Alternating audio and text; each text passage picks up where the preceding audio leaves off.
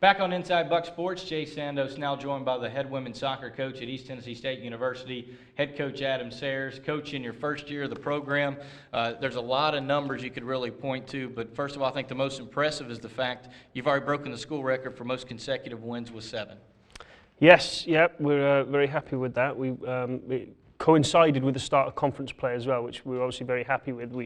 When we planned the season out prior to pre-season training, we obviously targeted the conference games as excuse me, a very important time, and essentially all the work up to that point was preparation work for those games. And the players were absolutely fantastic. Their preparation was excellent, as was my coaching staff, our assistants did some fantastic work, scouting reports, and so we're able to prepare the players as well as we could for the games, and they executed the game plans very well, and we went on a good run. Coach, and you've been able to mix in kind of some senior leadership with some underclassmen, and especially when you look at the top goal scorers, each with 10 goals, the senior Jenna Peterson, and then you bring in Jenna Connell, the freshman, and she also has 10 goals. Yeah, it's both of them have been very good, right from the start of the season actually, and both actually crucial to the system of play that we set the players up in terms of both their offensive roles and their defensive roles. But when we do win possession back, they are obviously the two key players that we attempt to play through, and they've performed consistently well. It's been great working with them.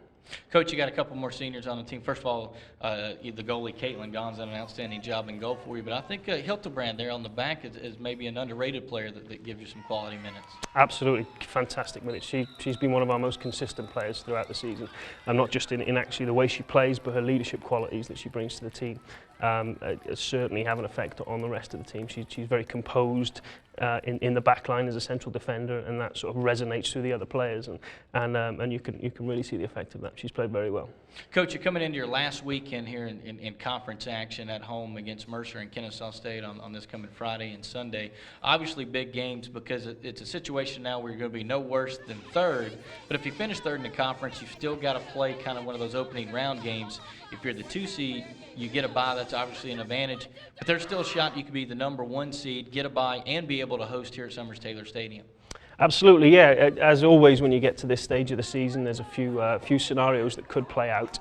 Our objective is still to continue to take one game at a time and focus on the process and make sure our preparation for each individual game is as good as it can be, and then our execution of that plan during each individual game. So rather than focus on the objective, we're focusing on the individual and collective responsibility of the players to get us a result game by game. And we'll see where that takes us at the end of the season. But yeah, there are a few scenarios that could play out, and obviously we'd like to finish as high up the table as we possibly can. Coach, talk about the matchup coming up on Friday against Mercer and kind of what they bring to the table.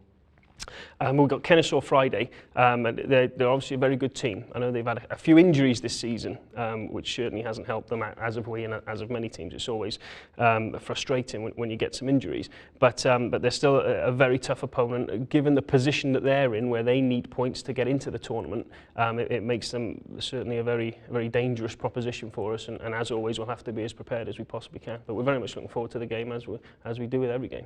And Sunday it'll be the Mercer Bears to round out the regular season, and depending on how things go Friday, you know, it could be a situation where you're still fighting for a situation to get at least a bye going in the Atlantic Sun Conference tournament. Absolutely, yeah. Our objective is to get 6 points this weekend, starting with Friday and focusing only on Friday at the moment, to get the 3 points there. But yeah, we want to get as many points as we can this weekend, so we can put ourselves in the best possible position going into the conference tournament.